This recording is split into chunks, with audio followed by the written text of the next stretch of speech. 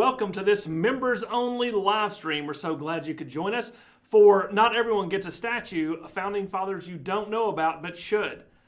After having written that title, I immediately regretted it, but we had already published it, so you're just going to have to come along with me.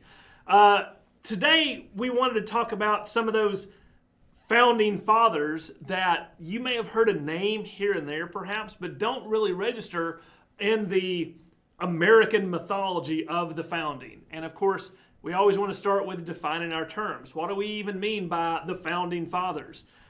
This is a term that is very tricky because so many of us today tend to say something like, well, the founding fathers said, or the founding fathers believed. And who do you mean by the founding fathers? Do we mean the people who opposed the Stamp Act before independence was declared? Do we mean only those who signed the Declaration? Do we mean those who fought in the American Revolution, either as soldiers or as officers, to secure that independence? Do we mean those who served originally in the American government under the Articles of Confederation? Do we mean only those who attended the Constitutional Convention? Do we mean those who served in America's original government under the U.S. Constitution? Depending upon your point of view, you could say yes or no to any or all of those. We just sort of have this idea of what the founding fathers are. And as I said, we also have this idea of the founding fathers as what they may have said, confirmed, set up, or believed. And it's important, very important to remember that the founding fathers disagreed and argued constantly about what things mean, about what they intended the country to be, about how the governments and the independent nation that they were setting up were going to work, right? This is not an all or nothing. This is something that is very complex and nuanced, as will be this members live stream. So who are some of the founding fathers that I personally have decided may be the ones we need to spend a little more time with that may not be as famous? I have made some choices. Others in the profession will have made other choices. Please don't be alarmed. And I'm sorry if I've left one out that is one of your chiefest objects of adoration from a historical perspective. And please be aware I'm going to jump around a little bit here. And if you want to, I know this is pre-recorded, but if you want to put some questions in the chat, we will be happy to get back to you and answer those questions. So without further ado, I'm just going to jump into some of these and we're going to see who some of these lesser known founding fathers are. And the first one I'm going to pick up on is Dr. Benjamin Rush. Dr. Benjamin Rush is a medical doctor in Philadelphia and was there during the peak times. Of course, Benjamin Franklin was one of the great movers and shakers in Philadelphia. But Dr. Benjamin Rush became an early proponent of American rights before the Revolution. And all these men got caught up in the idea that there was taxation without representation, that Parliament was imposing its will on the American colonies that had become very used to governing themselves and raising their own taxes. And when some of these post-French and Indian War legal acts come in, they all begin to oppose them. Dr. Benjamin Rush is no exception. He was well known in Philadelphia, not only as a doctor, but as a political thinker. And he's a very interesting person. Thomas Paine, who wrote Common Sense, which was one of the best-selling pamphlets of the 18th century and really propelled the United States towards the move for independence, Thomas Paine actually met with Dr. Rush on several occasions and sort of went over ideas with him. So Dr. Rush definitely had an influence on that incredibly influential pamphlet. So behind the scenes, and yet nevertheless very prominent. He did serve as a representative at the Second Continental Congress, along with such greats as Thomas Jefferson and George Washington and John Adams and folks like that, and did end up signing the Declaration of Independence. Now, after the Declaration of Independence was signed, Dr. Rush wanted to do something to help his foundering but new nation. And so what he did was, General Washington had been placed in charge of the Continental Army. He asked Washington for a job, and Washington made him Surgeon General of the entire Continental Army. Well, big deal. So what? Well, this is important because if you believe the Continental Army was important in winning our independence, then the health of those soldiers and their ability to continue fighting was also of a fundamental importance. And this is something Dr. Rush was able to do as Surgeon General. He wrote treatises and guidelines for all the surgeons in the Army that were considered perhaps not revolutionary at the time, but taken as a whole were a totally different approach than the Continental militias had been using up to that point. He was concerned with proper health and hygiene in the camp. He was concerned with where the camp should be and how they should be operated, where the latrines should go. He also wrote treatises on how different wounds should be treated and how to procure the medicines that would help keep the Continental Army healthy. Interestingly, though, and this is something that's going to come up with some of our other forgotten founding fathers, why don't we know more about them? Because politics gets in the way. While he was Surgeon General, he wrote a couple of private letters to friends where he disparaged General Washington and sort of did not speak very well to him, not to him, but about him. And then another one of Washington's friends in the Army, a Dr. Shippen, found out about this, confronted him. Dr. Shippen, however, had been diverting supplies that were meant for Continental Army soldiers in hospitals to places where he wanted to give preferential treatment. So he and Dr. Rush had already butted heads about this. And when Shippen came out with Dr. Rush's seeming betrayal of George Washington, Dr. Rush was forced to resign from his commission as Continental Army Surgeon General and retired back into private life. After the war, he continued to support the cause, and after the war, he became a college lecturer. He continued his medical practice. But one of the most interesting things, again, this is one of those behind-the-scenes things that Dr. Benjamin Rush was so great at. In the time between the gaining of independence and the creation of the Constitution and the first couple of administrations of Washington, those two great friends and two great pillars of independence, John Adams and Thomas Jefferson, had drifted apart, both personally and ideologically. They had become from very close friends to almost very bitter rivals, and they had went their separate ways. And since the end of John Adams' presidential administration, they were literally estranged from one another. And Dr. Benjamin Rush thought this was very unfortunate, and as friends of both of them, he wrote letters to each encouraging them to reopen their conversation, to reopen their letter writing to each other, and they did. And as a result, we have some of the most fantastic correspondences between two of the great founding fathers in existence. Those Thomas Jefferson and John Adams letters have come down to us as just beautiful examples of friendship and political conversation and differences in how political ideologies can be compromised and reconciled to create a stronger nation. Now, of course, they're the ones who wrote the letters, but it was Dr. Rush who was able to get those old friends talking again and got the friendship restarted before both of them passed away on the exact same day, July 4th, 1825, 50 years to the day after the signing of the Declaration of Independence. You can't make this up. So that's Dr. Benjamin Rush. Another one I just want to briefly touch on is a fellow named Robert Treat Paine. He was a Massachusetts man, and he and John Adams were closely connected. They both practiced law in Boston, and Robert Treat Paine was somewhat more of a radical, you could say, in terms of fighting for colonial rights. And these two had known each other. They were professional acquaintances, and we think friends at this point. But here's the interesting thing about them. During the Boston Massacre, when British soldiers fired into a crowd in Boston, those soldiers were brought to trial. The prosecutor was Robert Treat Paine. The defense attorney was John Adams. John Adams, who would go on to be one of the strongest advocates for independence, defended these British soldiers who had fired into a crowd of protesting American colonists. So John Adams ends up winning the case, which was supposed to be a super easy thing for Robert Treat Paine to win. He didn't win it.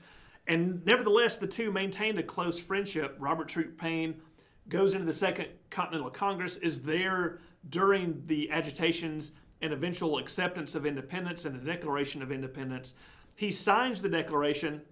He doesn't do a huge amount to be noteworthy after this, except for the fact that leading up to this point and a little bit after, as I said, he and John Adams are close friends and associates. And so it's one of those behind-the-scenes things where John Adams may be the vocal advocate for something, but he gets these ideas sort of formed and fixated with conversations with Robert Treat Paine. So Robert Treat Paine guides a lot of these founding principles that John Adams so eloquently states in the Second Continental Congress. So again, not very well known, but influential in a background sort of way. Now, for the next one, we're going to move south for a little bit and meet a fellow named John Rutledge, who is a South Carolinian, a plantation owner, slave owner, and a lawyer who came to prominence, like so many of these folks did, during the Stamp Act crisis and began to agitate for American rights. And Rutledge is interesting because he doesn't serve in the he's appointed to the First Continental Congress, but not the second, not at first. And that's because he sort of, during the First Continental Congress, he had started to see how a strong, potentially central government could begin to undermine a states' rights view. So he sort of pulls out of the Second Continental Congress, refuses to serve at first. And however, when revolution truly comes, he is governor of South Carolina. Well, governor, why is this important? That puts him at the center of one of the main focal points for the war against the American colonists to put down independence. South Carolina was known as the cockpit of the Revolution. And you've seen some of our other presentations, I hope, where we've discussed the Revolution in the Southern Theater and how central the battles and the events in South Carolina were to that. Well, he's governor during all this. He's trying to keep a state government together. He's also trying to organize militia and supplies and appoint officers and things like that to keep the revolution going in the South. Well, when the British government refocuses its efforts from the North to the South and adopts the Southern strategy, trying to get the Southern colonies to come back into the fold of loyalty to the British Crown, Charleston becomes one of the main targets. And Charleston does in fact fall to the British in 1780, more or less ending Rutledge's governorship of the state of South Carolina. Eventually, he is appointed to the Second Continental Congress, and he serves in that capacity. But what's interesting is after the war, he comes back, and then, because of his standing, is sent as a representative to the Constitutional Convention. And it's at the Constitutional Convention where he becomes one of the foremost proponents of that Southern view of maintaining slavery within the Union. He himself did own slaves, and he feels that the only way to create a unification process to make sure that all the colonies come together for a central government is that there's going to have to be some compromise on slavery. So he does that. Rutledge also, at the convention, speaks very strongly for making sure that states have equal representation under the new constitutional government. He helps shape that. And then once the Constitution is adopted, he signs the Constitution and goes back and then becomes an associate justice of the Supreme Court. And then leaves the Supreme Court for just a little bit and then is appointed by Washington after John Jay steps down so that he can go take and create what becomes Jay's Treaty with Great Britain. Washington appoints John Rutledge to be Chief Justice of the Supreme Court. And when he does this, Rutledge immediately takes on a case and ends up creating a decision that speaks very, very poorly of Jay's Treaty, which makes him opposed to Washington as well as Washington's supporters. And as a result, Congress does not confirm Washington's nomination of John Rutledge. So John Rutledge is one of the shortest serving Chief Justices of the Supreme Court, serving only 3 or 4 months. And he is ignominiously sent home back to South Carolina and goes into private life and then dies in relative obscurity, especially to us. Why? Again, politics, because he opposed Washington. Washington's star was on the ascendant, and when he decided to stand against Washington, that basically made him someone that people really didn't support, even with the unpopularity of Jay's Treaty. So John Rutledge, South Carolinian, signed the Constitution, was at the convention, fought for American independence, but again, dies not being remotely a part of public life. Now, the next fellow we're going to talk about is one of those who's kind of a big deal, but most people haven't heard of him, and he's George Mason of Virginia.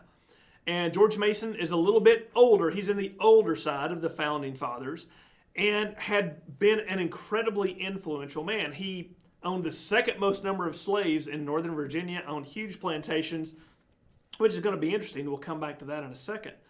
But George Mason, as the Stamp Act and the Intolerable Acts set out, he creates something which is approved by the Virginia House of Burgesses called the Fairfax Resolves.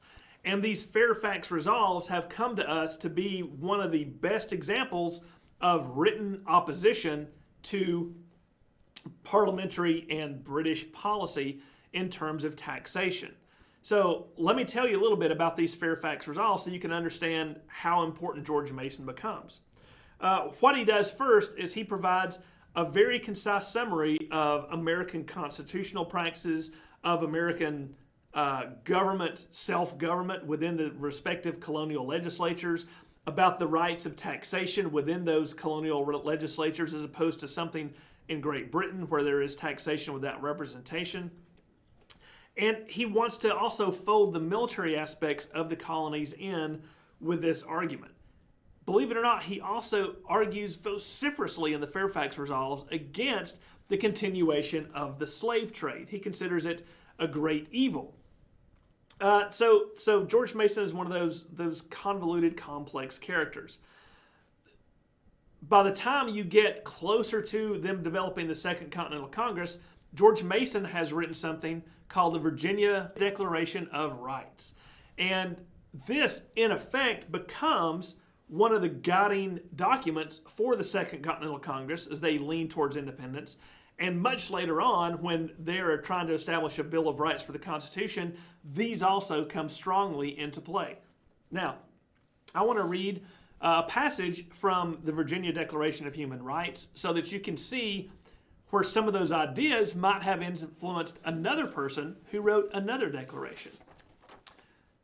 George Mason writes, "All men are born equally free and independent, and have certain inherent natural rights of which they cannot by any compact deprive or divest their posterity, among which are the enjoyment of life and liberty, with the means of acquiring and possessing property, and pursuing and obtaining happiness and safety." If that sounds familiar to you, it should. It's very, very close to what's in the first paragraph of Thomas Jefferson's Declaration of Independence. And of course, both being prominent Virginians, Jefferson sort of would have learned at the knee of George Mason. George Mason, again, is considered this great elder statesman. And he participates strongly in the Second Continental Congress and works strongly for Virginia during the war. And after the war, he's seen as this elder statesman. And so he is sent to the Constitutional Convention. And he has a big hand in helping Madison with the Virginia plan. George Mason goes in with a little bit of trepidation. He believes that people should have their individual rights. He wants the slave trade to end. He believes that there should be a strong central government as long as the states individually have equal representation within that strong central government. So as he's going through the Constitution, he's arguing with his fellow delegates. Well, should there be a one-house or two-house legislature? Should the executive have one person, two person, three people in it? How are those people going to be elected or appointed? Remember, they're wrestling with all these questions, and there's 55 delegates there that are all trying to find a way to create a more perfect union. And George Mason originally goes in with this idea that there should be a single strong executive, that the central government should be strong. And as the arguments go on, George Mason becomes more recalcitrant in terms of how much support he can give the Constitution until we get to the end of the Constitutional Convention. And he had worked on all these different committees trying to find compromises that would work for everyone and that all the respective states would agree to. And so on the day when it comes time to finally adopt the Constitution and then to put their signatures, George Mason, to the shock of everyone, stands up and says with a regret that he cannot put his name to this Constitution. because he feels the central government has become too powerful, that the states do not have an acceptable amount of representation, but most importantly to George Mason, there is no recognition of individual rights anywhere in the Constitution. Again, remember, this is the man who wrote the Virginia Declaration of Human Rights. He knows what it means to have a Declaration of Rights. And there's none of this anywhere in the Constitution. And he's argued for this, and they've said, well, let's do one thing first. And so as a result, he does not sign the Constitution. He goes back to Virginia, and in Virginia's ratification process, he stands very, very strongly against ratification, mostly because of the issue of the Bill of Rights. Well, the compromise eventually comes out with many states that if the states accept the Constitution, it is guaranteed that a Bill of Rights will be added to it. But by this point, unfortunately, he's already made an enemy of Washington, who, in the Virginia ratification process, was an incredibly strong proponent of adopting the Constitution. And so those two never really are able to come back together again in terms of ideology or in terms of friendship, which is very unfortunate because, as I said, George Mason, previous to the Revolution and during the Revolution, was a Virginia giant, probably at least as well known and as important as George Washington. But by the time the constitutional ratification process goes forward, George Mason more or less goes into obscurity. He retires to private life, and you don't hear much of anything else out of George Mason after that. Phenomenally influential person, but again, not someone that we tend to think of. When it comes to securing America's freedom, mostly we think of the Founding Fathers as giving incredibly important speeches, writing declarations, and fighting in the Continental Army against the British to secure our freedoms. Those are very high-minded ideals, but when it comes to war, it's important to remember that money is the sinews of war, and that all the wonderfully inspired ideology in the world isn't going to get you anything unless you have the means to carry on a war. That means you're going to need money, and that is one thing that the 13 colonies didn't have much of at all. How are they going to deal with this? Fortunately, for us, for the Continental Army, and for posterity, there was Robert Morris. Robert Morris was a self-made, I don't think you could call him a millionaire. He became incredibly wealthy. He started out very poor, but using international trade and as a merchant, he became one of the richest men in the entire 13 colonies. And being involved in this international trade made him very astute as to different navigation acts, to how taxation worked, how money could be moved around, how international finance worked, how to make good business deals, how to give loans, how to get loans, and things like this. And so, of course, he was going to be opposed to the idea that Great Britain could somehow modify the navigation regulation against the benefit of American merchants like himself. And so what happens is he becomes, of course, a proponent for American rights and eventually a proponent for American independence. He did serve in the Second Continental Congress. He does sign the Declaration of Independence, and he wants to help out. So what happens is the Second Continental Congress appoints him to the high-sounding title of Superintendent of Finance. What that means is, dear Mr. Morris, please help us pay for this war, which is a huge undertaking. You have to frame it, right? The American colonies have no financial system of their own. There is not a single bank in the United States at this point. There is not a unified currency. There is practically no silver and gold reserves anywhere within the respective colonial/state legislatures or treasuries. And yet, to win a war against the most powerful nation on earth, which is the most powerful because it is financially sound and incredibly wealthy, they're going to have to pay soldiers, purchase supplies, get those supplies to the respective armies where they're going to be fighting. All this is going to have to happen because if the finances collapse, again, with all the ideology in the world, you're not going to be able to win it. This is up to Robert Morris. Robert Morris employs all of his knowledge, all of his connections to help finance the war. He figures out how to create naval contracts with countries that are not willing to support the U.S. yet, to get those supplies, how to sign terms and borrow money to get those supplies to the United States. He knows how to get loans. He knows how to make loans. He creates a monetary policy. He is the one who begins to issue currency on behalf of the Continental Congress, those famous Continentals that come to be not worth that much. But he also loaned the United States a huge amount of his personal fortune. The latter years of the war, America would have totally ceased to be the idea of an independent nation if it had not been for Robert Morris and his willingness to, in effect, financially prop up the revolution for the last couple of years. The United States was totally broke.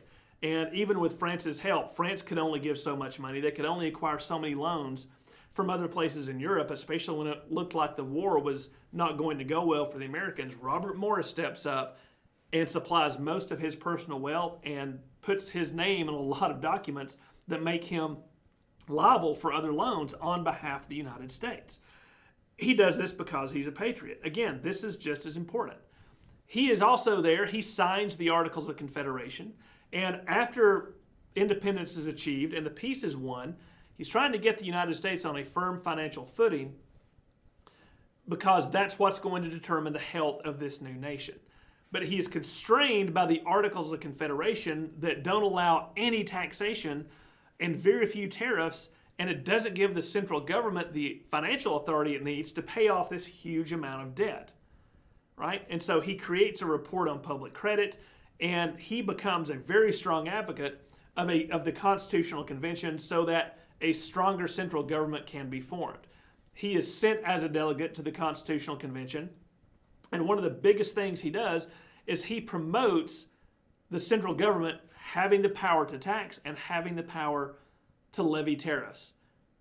This is so significant. This is one of the greatest weaknesses and greatest criticisms of the Articles of Confederation, is that they can't raise money. Robert Morris makes sure that the new central government under the Constitution is going to be able to do those things. Now, how far taxes have come to us is another issue, but it's Robert Morris who sets that up. Now, the unfortunate part is that after the Constitutional Convention, which he signs the Constitution, one of those folks, and he goes back into private life, Washington tries to get him to be his Secretary of Treasury, but he doesn't want to do it. But he recommends another fellow you may have heard of, Alexander Hamilton. And so Alexander Hamilton becomes the first Secretary of the Treasury. He talks to Robert Morris a great deal about the financial plans. Robert Morris basically gives it his stamp of approval, but because of a significant amount of financial panics, because of the notes that were signed by Robert Morris during the war that he can't repay, because of not being repaid from the American government for the money that he loaned them, he in effect goes bankrupt. And he spends 3 years of his life in debtor's prison. Debtor's prison is something where people who were bankrupt and couldn't pay their bills, they put them in prison until they can pay their bills. You can see the conundrum there. If they're in jail, they can't work to pay their bills. So how are they going to get out of debtor's prison? Robert Morris ends up dying destitute by the end of the war, and yet he is one of the most important figures in making sure that America's war for independence was a success, because he's the money man. It's unfortunate, but don't forget Robert Morris the next time you think of founding fathers. The next gentleman I want to look at is John Dickinson, and maybe some of y'all have heard of John Dickinson, maybe not. He was from Pennsylvania and then Delaware, sort of moved around. He's an interesting fellow and one of the forgotten founding fathers because he wasn't 100% gung-ho for independence and down with Great Britain and things like that. He was a wealthy planter. He did own slaves, but ended up, well, I'll come to that in a second. He was a slave owner, a planter, had some legal training, and when the Stamp Act crisis occurred and the Intolerable Acts and things like that, he wrote another set of influential documents that have come to us, letters from a Pennsylvania farmer. And in these letters, he becomes a proponent of American self-reliance and self-determination. Not necessarily separate from Great Britain, he believes very strongly that the American colonies are a part of the British Empire and are loyal to the British Crown, but he does believe that we should serve as a sort of commonwealth, much like the other respective areas in Great Britain, and that we should all be unified under the king. He's very much a king's man. And John Dickinson hangs on to his principles. So he writes these letters. They're very well received. He is appointed to the Second Continental Congress as from Delaware, and he becomes a proponent. And you have to remember, too, when the Second Continental Congress first meets, they're not set on independence. They've simply come together as a way to try to address the issues of what Great Britain is doing to them. And when it first forms, people are looking for reconciliation, not independence. Because they're looking for reconciliation, John Dickinson stands out as a leader in the Second Continental Congress. He is the one who is basically telling people, slow down. He is appalled at the battles of Lexington and Concord and Bunker Hill, not only for the loss of life, but that it's hurtling the American colonies down what he sees as an inevitable path to destruction. He cannot imagine the American colonies winning a war against Great Britain. And to his defense, a lot of people felt that way too. Again, we've pointed out the massive military, political, and financial might of Great Britain poised against these little tiny colonies. How could you possibly think the colonies are going to win? So John Dickinson is a strong reconciliation proponent, and as things get worse, he is one of the authors of what's called the Olive Branch Petition. The Olive Branch Petition, in effect, is sort of the last desperate chance that the Continental Congress decides to undertake with Great Britain. You see, the plan, the theory, the approach had been not that these American colonies were in rebellion against the king. That's not what the colonists felt. What they felt, they were loyal to the king, but it was Parliament and the king's ministers who were treating them unjustly and who were violating their rights as British subjects, not the king. So the Olive Branch Petition, basically, number one, vehemently reinforces to the king that the American colonies are loyal to the crown. Maybe not to Parliament, but to the crown. Second, a strong appeal to the king to right the wrongs of Parliament and his ministers so that the great big happy family of the British Empire can continue moving forward.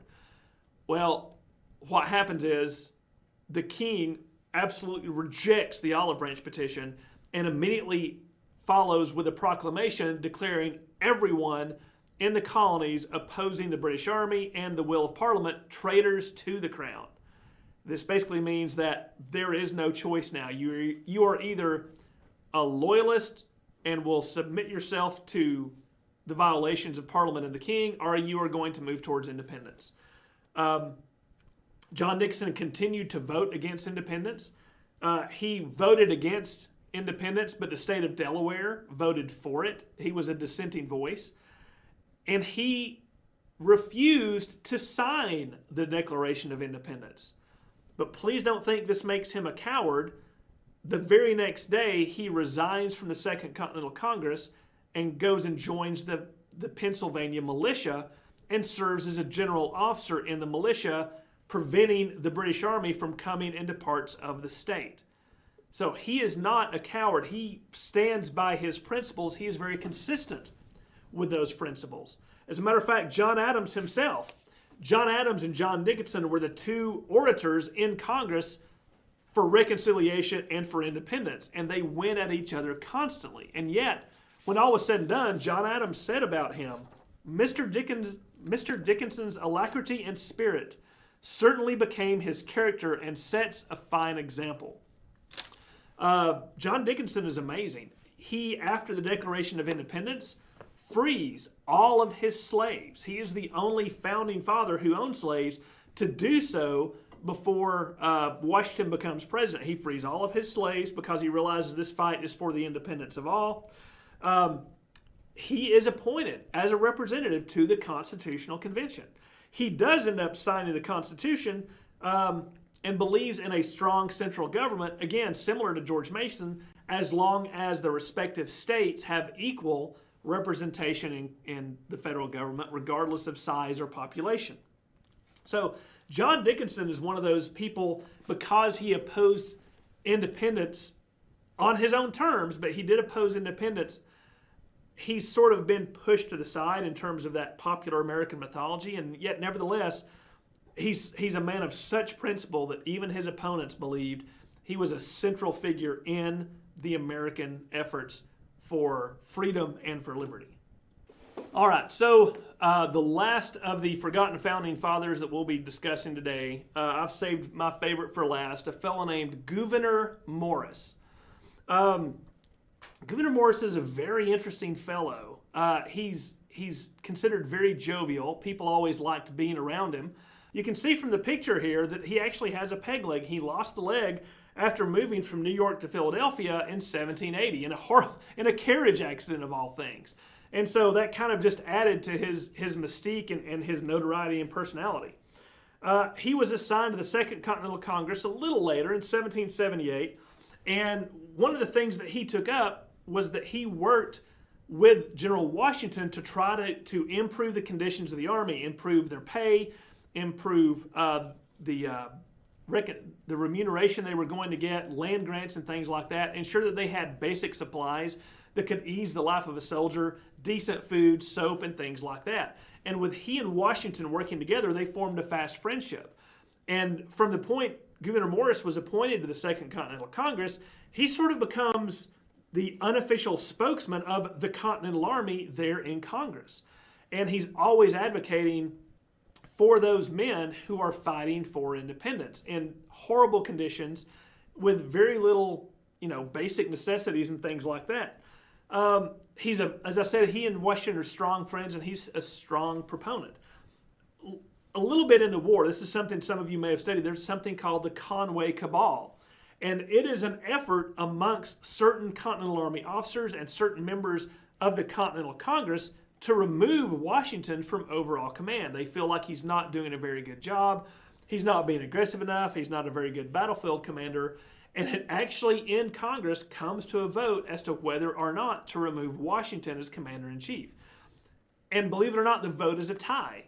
And there is one person who can cast a vote on this committee that saves Washington's command. That person is Gouverneur Morris. I want you, if you think this is an important founding father in action, I want you to think about how the War of Independence would have gone and how the rest of American history would go if Washington had been removed as commander of the Continental Army. That probably would have been a very, very different world. So he cast this vote for Washington. He is an incredibly strong opponent of slavery, Gouverneur Morris. He feels that it is awful and believes that this is something that the American Revolution should have fixed. So when he is appointed as a delegate to the Constitutional Convention on behalf of Pennsylvania in 1786, he goes in with some really big ideas. And because he's friends with Washington, people know him from all of his service during the American Revolution, and he's sort of this fun-loving, bombastic character. He's going to have a lot of influence. As a matter of fact, in the notes that James Madison keeps of the convention, based on that, Gouverneur Morris gave more speeches than anyone at the Constitutional Convention, 143, if you can believe that. He was a strong proponent of a strong central government with a single person in the executive. He was strongly against slavery. Let me read you about one of the things that he said in his speeches, trying to make it so that the Constitution would not only prevent the slave trade, but outright outlaw slavery. The admission of slaves into the representation, when fairly explained, comes to this: that the inhabitant of Georgia and South Carolina who goes to the coast of Africa and in defiance of the most sacred laws of humanity tears away his fellow creatures from their dearest connections and damns them to the most cruel bandages shall have no more votes in a government instituted for protection of the rights of mankind than the citizen of Pennsylvania or New Jersey who views with a laudable horror so nefarious a practice. He obviously did not get his way, but he was involved on so many different committees, and they realized that he had a certain knack for putting things together. And so, in effect, Gouverneur Morris ends up writing the Constitution. Now, this is not to say it's sort of like when Jefferson wrote the Declaration, Jefferson sat down for a couple of days with an ink quill and some paper and wrote it all out. For months in Philadelphia, the Constitutional Convention had been debating what form the government should take, how should the judges work, how should the executive work, how should the legislature work, how should they be elected, what is the proportion of representation, how are we going to set up taxation. All these things were discussed willy-nilly here and there in motions and votes and things like that until they finally got to a point where they had approved of everything. Well, what they have is basically a great big basket full of resolutions and ideas and how the government's going to work. But they didn't have the Constitution, the actual document. So he has help, but generally it comes to Gouverneur Morris to sit and put all this together into a single document. So it's Gouverneur Morris who writes that preamble to the Constitution. You know, we the people, in order to form a more perfect union, establish justice, provide for the common defense. That is all Gouverneur Morris. And then he sits down and takes all these separate building blocks of resolutions and things and puts them together into the document that becomes the U.S. Constitution. Not an easy process, but he does it in such a way that it has the support of enough of people that they're willing to sign it and be proponents for it in their respective state legislatures during the ratification process. And then something else, after the Constitution goes into effect and Washington becomes president and Congress is assembled and the Supreme Court is assembled, Gouverneur Morris is appointed minister to France. We had only had two ministers to France before, the great Benjamin Franklin and the great Thomas Jefferson. France being the most important ally to the new United States. This is an appointment of some import, and Gouverneur Morris gets it. He becomes minister plenipotentiary to the crown of France. And so serves in Paris all the way up into the French Revolution stuff and stays there, right? This is something you have to remember. There are mobs, there are storming the Bastille and everything like this. And lots of people want to get out of there because they don't know if their head's going to be the one that comes off in the guillotine the next day. But Gouverneur Morris stays because he feels that representation of America in Paris is crucially important for whichever government's going to be in play, right? So after he comes back from France as serving as minister to the French court, after all that goes down, he retires to out of the federal government, but then he becomes he takes part in some incredibly important commissions in New York. He is chair for 3 years of the Erie Canal Commission. Now, that may not seem like a big deal, but the building of the Erie Canal, not to put too fine a point on it, is what made New York the financial capital of the entire United States. The building of the Erie Canal was a private venture. It was this idea that people came up with so that they could get all the commerce from the Great Lakes and the what was then the Northwest to go through not the ports all the way up through Canada and things, but to get it through the ports of New York. That was the plan, and he was the leader in that. So he continued to have influence, massive influence, on the course of American history, even after he left federal service. Now, incredibly influential man, and like I said, many of you may not be familiar with the name Gouverneur Morris, but before we leave Gouverneur and the rest of these guys, I want to tell you a personal story because I've given you just some facts and figures. But as I said, Gouverneur Morris was one of those jovial types. He had a reputation of kind of being a little quirky and always looking for a laugh. George Washington, you may not know, was considered an incredibly publicly formal man. In public, he considered that as president, or not as president, but as a leader of Virginia and an important planner and who had been general of the armies, he carried himself with a dignity that he felt befitted his station. And everyone saw this formality with Washington. He was, he's the first man, the primus inter pares. And so one evening at the Constitutional Convention, after the day's business, they're all at a place, they're having a meal, they would all go to one place. And Gouverneur Morris and Alexander Hamilton and a couple of other delegates are sitting over there, and they're like, I'll make a bet with you, Gouverneur. You see Washington over there? He's like, yeah. If you go over and slap him on the back like an old buddy, I will buy not only you a dinner with wine, but for 12 of your friends. This scared everyone else to death because no one else at that table would remotely be willing to do this.